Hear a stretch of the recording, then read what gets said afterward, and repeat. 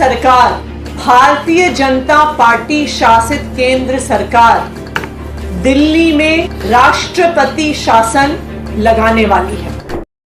मैं इस प्रेस वार्ता के माध्यम से दिल्ली के लोगों को और देश के लोगों को ये बताना चाहूंगी कि दिल्ली की चुनी हुई सरकार, आम आदमी पार्टी की सरकार, अरविंद केजरीवाल की सरकार के खिलाफ एक बहुत बड़ा राजनीतिक षड्यंत्र प्लान किया जा रहा है।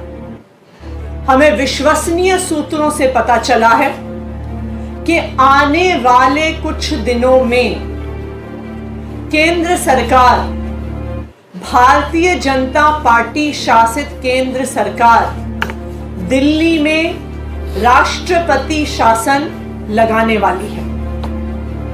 इसके कई संकेत पिछले कुछ दिनों से दिख रहे हैं। हम पिछले कई दिनों से देख रहे हैं कि दिल्ली में किसी भी अफसर की पोस्टिंग नहीं हो रही है। जो आईएएस अफसर हैं उनकी पोस्टिंग एमएचए द्वारा कंट्रोल्ड होती है, लेकिन पिछले कई महीनों से किसी भी सीनियर आईएएस अफसर की पोस्टिंग दिल्ली में नहीं। दूसरी बात, दिल्ली के अंदर कई विभाग खाली हैं, वहां पर अफसर पोस्टेड नहीं है, लेकिन फिर भी दिल्ली के अंदर किसी भी अफसर को नहीं लगाया जा रहा। तीसरी बात, एलजी साहब पिछले एक हफ्ते से एमएचए को बार बार बिना किसी कारण के दिल्ली सरकार को लेके चिट्ठियां लिख रहे हैं।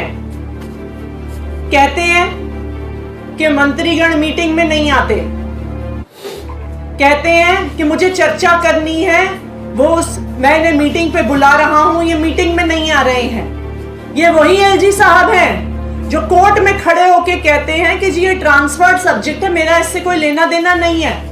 तो जब आप कोर्ट में कहते हैं कि आपका पानी के मुद्दे से, पोल्यूशन के मुद्दे से कोई लेना देना नहीं है, जब वो ट्रांसफर्ड सब्जेक्ट है, तो आप एमएचए में उसके बारे में चिट्ठी क्यों लिख रहे हैं? चौथा, दिल्ली सरकार के अफसरों ने मॉडल कोड ऑफ कंडक्ट का बहाना बनाकर किसी भी मीटिंग में आना बंद कर दिया है, चाहे वो कितने ही इंपॉर्टेंट मुद्दे पर हो।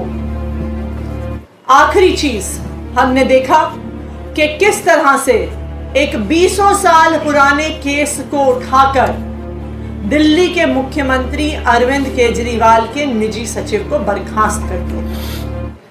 तो ये सारे लक्षण दिखा रहे हैं कि एक बहुत बड़ी साजिश हो रही है, दिल्ली की सरकार को गिराने की साजिश हो रही है, अरविंद केजरीवाल की सरकार को गिराने की साजिश हो रही है, और दिल्ली में राष्ट्रपति शासन लगाने की साजिश हो रही है। और यही कारण है कि अरविंद केजरीवाल जी को झूठे आरोपों के साथ, फर्जी आरोपों के साथ, बिना किसी प्रमाण के ईडी ने गिरफ्तार किया है, केंद्र सरकार ने गिरफ्तार किया है।